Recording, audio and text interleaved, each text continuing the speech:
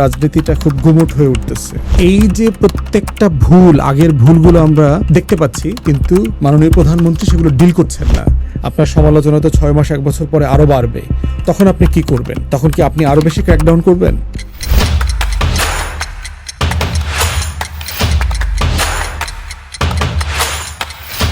একটা সত্য ঘটনা কার্টুন করছে, মিম করছে আর একটা প্ল্যাটফর্ম থেকে, সেটা সে ওখানে শেয়ার দিয়েছে এবং তাকে 7 দিনের রিমান্ডে নেওয়া হয়েছে। পুলিশের কি কোনো কাজ নাই নাকি?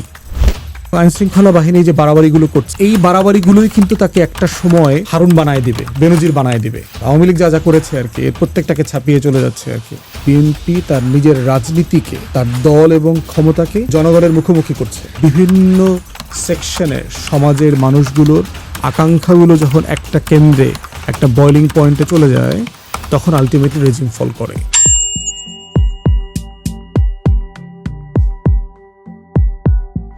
জুলাই গণ অভ্যুত্থান আপনি কিভাবে ব্যাখ্যা করেন? আলাপ আসছে অনেক।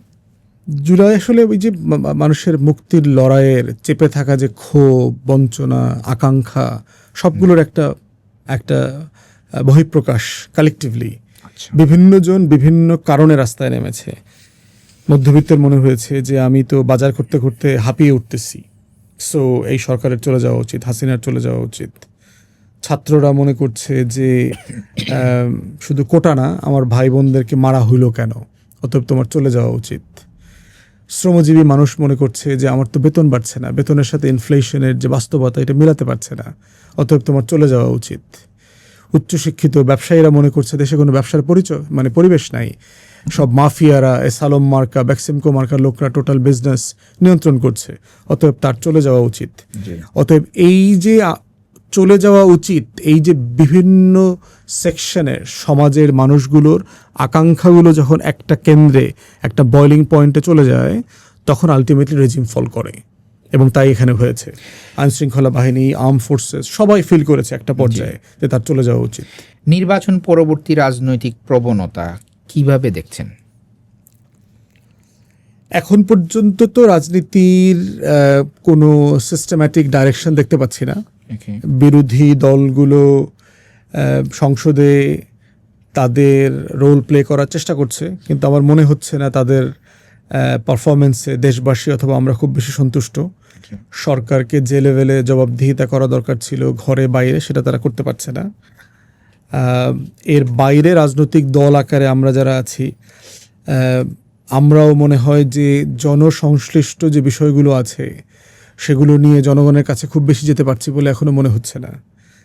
আর সরকারি দল তো যাচ্ছে তাই একটা মাৎস্যনয় তৈরি করেছে গ্রামে গঞ্জে, মানে মাস্তানি, বদমাইশি, মানে মাদক থেকে শুরু করে অবৈধ ব্যবসা, টেন্ডার, যা যা করার আওয়ামী লীগ যা যা করেছে আর কি, এর প্রত্যেকটাকে ছাপিয়ে চলে যাচ্ছে আর কি।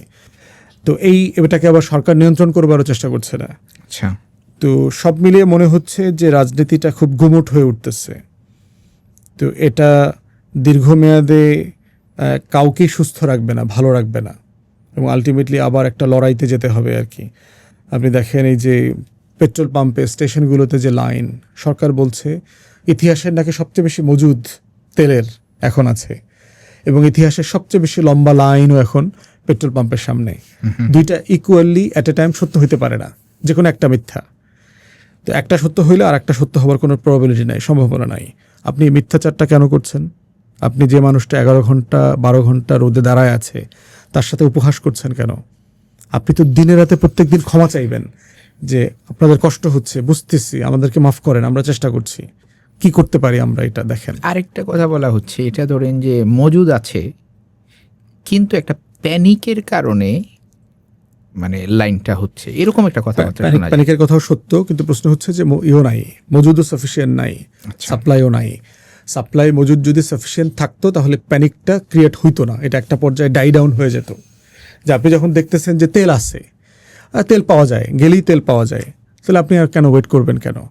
কিন্তু প্যানিক বাইকটা কখন হচ্ছে, আপনি 12 ঘন্টা পরে আবার দেখতেছেন পাম্পে তেল নাই, তার মানে তেলের সংকট আছে। আবার দেখবেন এই জন্য মানে স্যাটায়ার তৈরি করতেছে না, যে তেলের গাড়ি স্টেশনে, পেট্রোল পাম্পে ঢুকতেছে।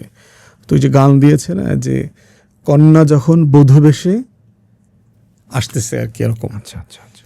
তো সেরকম আর কি। তো এখন বাস্তবতা তাই, তো তেল তো নাই, তো শেষ হয়ে যাচ্ছে তো, সাপ্লাই চেইন মেনটেন করতে পারতেছে না।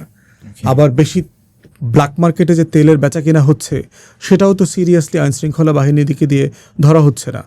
তাদেরকে যে বিচারের মুখোমুখি করা, দৃষ্টান্তমূলক পানিশমেন্ট দেওয়া, সেটাও করা হচ্ছে না।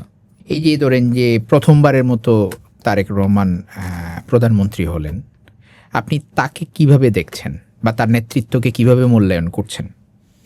এখন পর্যন্ত নতুন প্রধানমন্ত্রী লিডারশিপ দিতে পারছে বলে আমি মনে করছি না আর কি। তার কাছ থেকে যেই প্রত্যাশা ছিল তিনি সেটা পূরণ করতে পারছেন বলে এখন পর্যন্ত মনে হচ্ছে না, এবং সে প্রত্যেকটা পদেই খুবই হোঁচট খাচ্ছেন বলে মনে হচ্ছে। সেটা পার্লামেন্ট থেকে শুরু করে, পার্লামেন্টে তার পারফরমেন্স আমাদেরকে হতাশ করেছে। ঠিক একইভাবে গভর্নেন্সে তার যে পরিমাণ ডিসাইসিভ অ্যাকশন আমরা আশা করছিলাম সেটা আমরা দেখতে পাচ্ছি না। এই যে দেখেন, ট্রান্সপোর্ট মিনিস্টার, যোগাযোগ মন্ত্রী বেশ কিছু মানে মানে মানে ব্লান্ডার করলো, সে কোনো রেসপন্স নাই। আমাদের স্বরাষ্ট্রমন্ত্রী অলমোস্ট পুরো সময়টা সংবিধান নিয়ে পড়ে আছেন, অথচ দেশে আইনশৃঙ্খলা পরিস্থিতির অবস্থা ভালো হচ্ছে না। তার দলের নেতাকর্মীরা সারা দেশে যে পরিমাণ ক্যাওয়াস করতেছে, কাউকে ধরা, ডিসিপ্লিন করা, আইনের মধ্যে আনা, সেগুলো আমরা দেখতে পাচ্ছি না। এর বাইরে আবার দেখলাম গত 22 দিনে 5-6 জনকে গ্রেফতার করা হয়েছে ফেসবুক স্ট্যাটাসের কারণে, প্রধানমন্ত্রী অথবা সরকারের সমালোচনা করবার কারণে, চিফ হুইপের সমালোচনা করবার কারণে। তো এই যে সংখ্যাটা হয়তো এখন খুব সামান্য মনে হচ্ছে, 22 দিনে 5 জন, তো সমস্যা কি? সমস্যা হচ্ছে স্টার্টিং পয়েন্টটাই ডেঞ্জারাস। আপনি আসছেন মাত্র 1.5 মাস হয়েছে, এখনই আপনি সমালোচনা নিতে পারতেছেন না। আপনার সমালোচনা তো 6 মাস 1 বছর পরে আরও বাড়বে। তখন আপনি কি করবেন? তখন কি আপনি আরও বেশি ক্র্যাকডাউন করবেন? আরও বেশি ক্র্যাকডাউন করা মানে কি? মানে আপনি কি আওয়ামী লীগের মতো আমাদেরকে গুম করা শুরু করবেন? যেহেতু আপনি গুম অধ্যাদেশ আইন করলেন না, মানবাধিকার কমিশন বাস্তবায়ন করছেন না, আমাদেরকে মনিটরিং করা, এনটিএমসিল যে একটা সেট প্রিন্সিপালের মধ্যে নিয়ে আসা, সেটা করছেন না, বিচার বিভাগকে স্বাধীন করবার জন্য সুযোগ করে দিচ্ছেন না। এটা মানে কি? যে আপনি পুরাতন রাজনৈতিক বন্দোবস্তে ফেরত যাচ্ছেন এবং আপনার আচরণে সেগুলো দৃশ্যমান। এবং এখন পর্যন্ত কোনো মানে ন্যূনতম কোনো রিগ্রেট দেখতে পাচ্ছি না।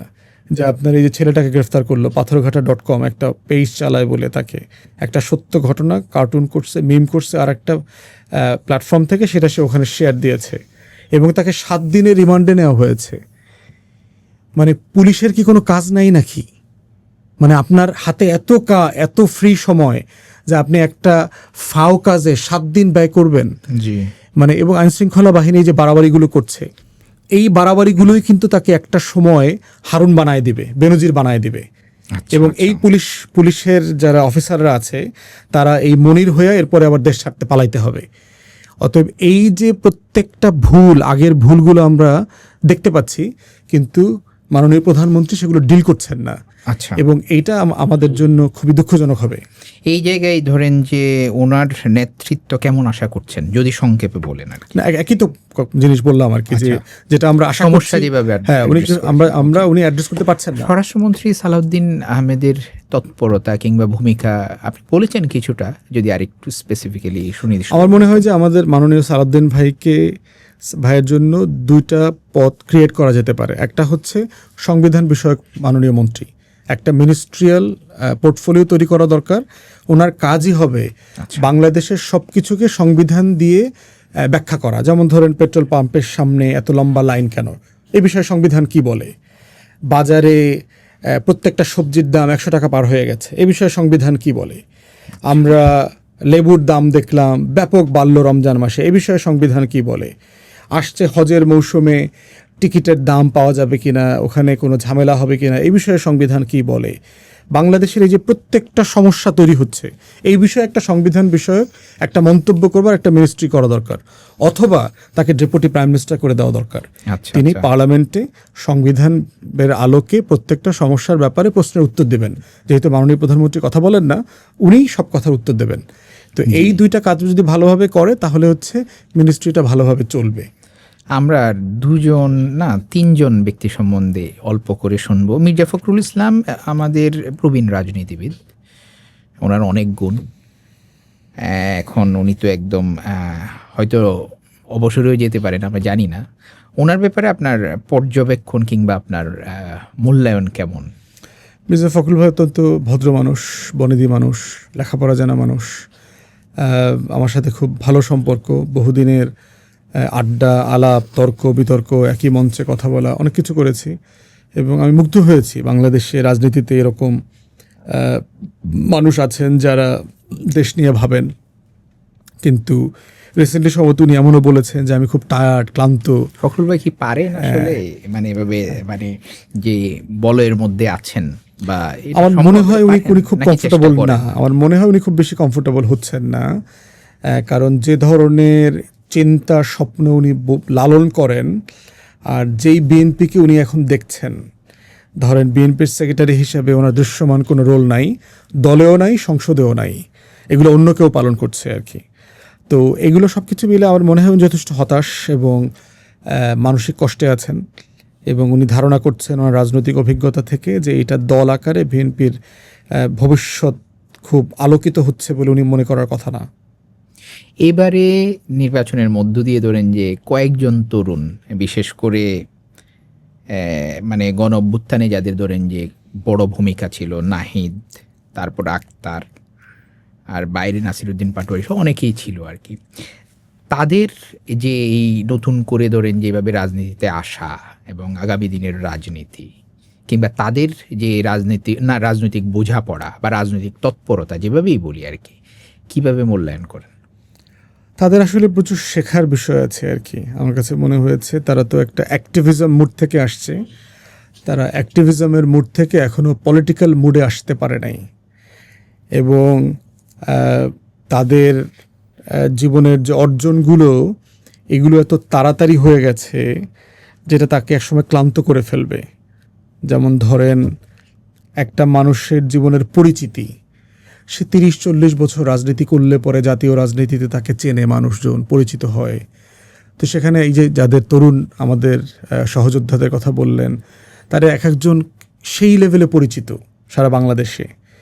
তাহলে 60-70 বছর বয়সে একটা রাজনীতি করবার পরে একটা মানুষ যে পরিমাণ পরিচিত হতো, তারা সেই লেভেলের পরিচিতি পেয়ে গেছে। এই পরিচিতিটা কিন্তু তার জন্য যেমন একটা অ্যাডভেঞ্চার, ঠিক একইভাবে তার জন্য কিন্তু একটা হিউজ বার্ডেন, ট্রাস্ট। এটা সে ম্যানেজ করতে পারবে কিনা। একজন রাজনীতিবিদ ধরেন সারা জীবন রাজনীতি করলে একটু এমপি হইতে পারে, একটা পদ পায়, একটা সিনিয়র পজিশনে যায়, সেখানে আপনি চিন্তা করে দেখেন নাহিদ ইতিমধ্যে অ্যাডভাইজার মানে মিনিস্টার হয়ে গেছে, একটা দলের প্রধান, এমপি হয়ে গেছে। তাহলে 60-70 বছর বয়সের জীবনের শেষের দিকে এসে যে মানুষের অর্জনটা হয় সেইটা তাদের 30-35 হয়ে যাচ্ছে। এইটা তাদেরকে একসময় ক্লান্ত করে ফেলবে বলে আমি মনে করি আর কি। এই জন্য তাদের মানে অভিজ্ঞতা সঞ্চয় করা দরকার, অভিজ্ঞদের সাথে মানে মেন্টরিংয়ে থাকা দরকার, যেন তারা ভুল না করেন। কারণ বয়সটা এমন, অভিজ্ঞতার অভাবের কারণে ভুল করার টেন্ডেন্সি প্রচণ্ড রকম থাকে। এই ভুল করলে, স্লিপ করলে পলিটিক্সটা শেষ হয়ে যাবে।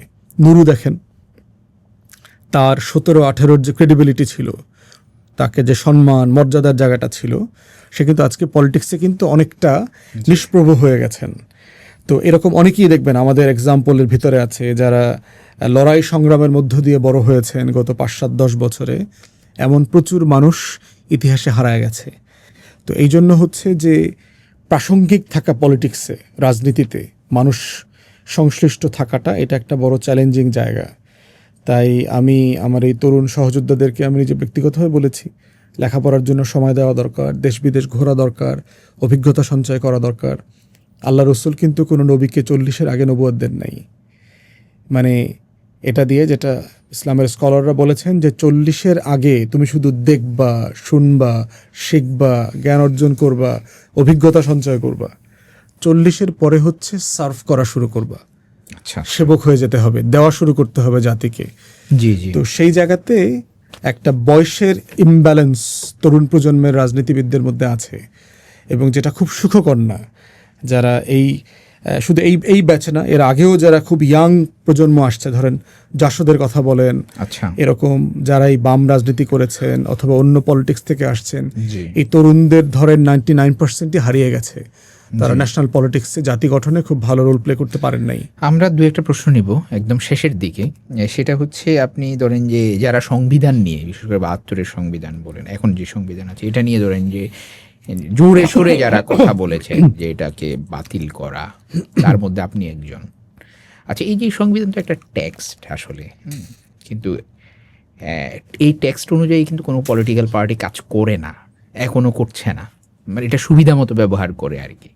তো এটা নিয়ে মানে মূল জায়গায়, মূল সিস্টেমের উপর বেশি জোর না দিয়ে আমরা কি ধরেন যে এই টেক্সটের উপর বেশি জোর দিচ্ছি?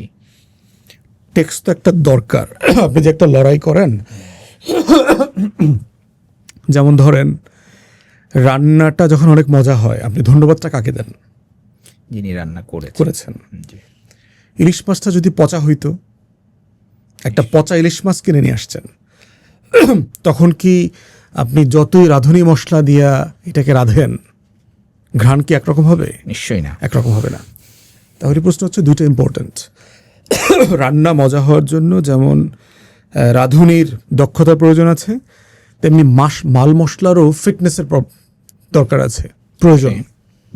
তো সেই জায়গাতে রাজনৈতিক দলগুলো, দেশের নেতারা সংবিধান মানেন না, এটা সত্য, কিন্তু এটার মানে এটা না যে সংবিধান থাকারই প্রয়োজন নাই। এটাও বলতে পারি যে সংবিধান দলে থাকারই প্রয়োজন নাই, যেহেতু মানুষই ভালো না, রাজনৈতিক দলগুলোই ভালো না, সবগুলো হাসিনা চরিত্রের, যাই লেখা থাকে তার উল্টাটা করে, যা করা দরকার সেটা করে না, যা বলা দরকার সেটা বলে না, তাহলে সংবিধান থাকার প্রয়োজন নাই। ওই আর্গুমেন্টে চলে যেতে পারি। ব্রিটেনে যেটা আছে, সংবিধান নাই, দেশ চলতেছে। তো এই জন্য হচ্ছে যে ওইটা গুরুত্বপূর্ণ। যেটা দরকার সেটা হচ্ছে পলিটিশিয়ানদেরকে সংবিধান মানানোর অভ্যেস করাইতে হবে। আচ্ছা, শুধু পলিটিশিয়ানদের না, দেশের নাগরিকদের। কারণ নাগরিক যখন সংবিধান মানবেন না, আইন মানবেন না, তখন রাজনীতিবিদরা মানেন কি না ওইটা নিয়ে ওনার কথা বলার অথরিটি থাকে না। তো আপনি নিজে মোটরসাইকেল চালান, আপনি ট্রাফিক আইন ভঙ্গ করেন, কিন্তু এমপি কেন গাড়ি ট্রাফিক আইন ভঙ্গ করছে এটা নিয়ে আপনি খুবই কনসার্ন। আপনি ফেসবুক ফাটায় ফেলতেছেন, হ্যাঁ এমপি উল্টা পথে যাইতেছে, এমপির গাড়ি দেখে ওই দিক থেকে ঢুকে গেছে। ভাই, আপনি কি সৎভাবে জীবনযাপন করেন? মানে চুরি কি এমপি মন্ত্রী চুরি করলে চুরি হয়? আপনি যে ঘুষ খান, আপনি যে আপনার অফিসে ফাইল আটকায় রেখে 5,000 টাকা নেন, 10,000 টাকা নেন, ওইটা অন্যায় না? ওটা অন্যায়। তাহলে প্রশ্ন হচ্ছে এই কালচারটা ডেভেলপ করতে হবে মানার। কিন্তু সমাধানটা এখানে না যে 72-এর সংবিধানে তো সমস্যা নাই, 72-এর সংবিধানে ফান্ডামেন্টাল প্রবলেম আছে, এবং এই সংবিধান দিয়েই অনেকগুলো সংকট তৈরি করা হয়েছে। ওকে। আচ্ছা, গণভোট, গুম প্রতিরোধ প্রতিকার, দুর্নীতি দমন কমিশন, পুলিশ কমিশন সহ প্রায় মনে হয় 13টি অধ্যাদেশ ইতিমধ্যে কার্যকারিতা হারিয়েছে। এই বিষয়গুলো কিভাবে দেখছেন? খুবই দুঃখজনক। এটা হচ্ছে আমাদের জুলাই জাতীয় সনদে আপনার সবচেয়ে গুরুত্বপূর্ণ আলোচনার যে অনুষঙ্গগুলো ছিল, সংস্কার, এবং এই যে 133টা অধ্যাদেশের ভিতরে দেখবেন যেগুলো সবচেয়ে রাষ্ট্র সংশ্লিষ্ট, জনগণ সম্পৃক্ত, যেটা আমাকে নিরাপত্তা দেবে রাষ্ট্রর অবিচার থেকে, জুলুম থেকে, সেইগুলো হচ্ছে এই 16টা। অতএব এইটা বিএনপির যে 2030 সালের ভিশনের কথা তারা বলেছে, 31 দফার কথা বলেছে, নির্বাচন যে ম্যানিফেস্টো দিয়েছে, ইশতেহার দিয়েছে, এরপরে জুলাই জাতীয় সনদে তারা স্বাক্ষর করেছে, এর প্রত্যেকটা ওয়াদার খেলাফ হয়েছে এই কাজগুলো করবার মধ্য দিয়ে। তারা এখন বলছে আমরা নাকি এর থেকেও ভালো জিনিস করব। আপনি এতটুকু ভালো জিনিস আপনার পেটে সইতেছে না, এর থেকে ভালো জিনিস দিলে তো আপনার ডায়রিয়া হয়ে যাবে। আপনি তো চিন্তাই করতে পারবেন না, আপনার তো অলরেডি ব্রেইনে ডায়রিয়া চলতেছে। অতএব এইরকম একটা বাস্তবতা, এর থেকে ভালো জিনিস আপনি কীভাবে দেবেন? প্র্যাকটিক্যালি পসিবল না। তো যে একটা ভালো জিনিস প্রস্তাব করতেন এর মধ্যে, যে এর থেকে ভালো জিনিস আপনার মাথায় কি আছে, এই ভালো জিনিসগুলো তৈরি করবার প্রক্রিয়ার সাথে তো বিএনপি জড়িত ছিল, বিএনপির আইনজীবীরা জড়িত ছিল। ব্যাপারটা তো এরকম না যে ইন্টারিম হাওয়া দিয়ে এগুলো প্রস্তাব করে পাশ করে দিয়ে গেছে, ব্যাপারটা তা না।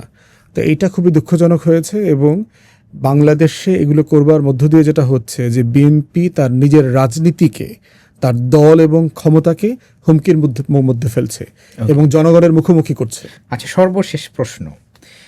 নিঃসন্দেহে আওয়ামী লীগ একটা বড় দল, এটা যে কেউ স্বীকার করবে। স্পষ্টত তারা হত্যাকাণ্ডের সঙ্গে জড়িত, মানে গণ অভ্যুত্থানে আর কি। এদিকে সরকার আওয়ামী লীগের কার্যক্রম নিষিদ্ধ সংক্রান্ত অধ্যাদেশ বিলের মাধ্যমে অনুমোদন দিয়েছে।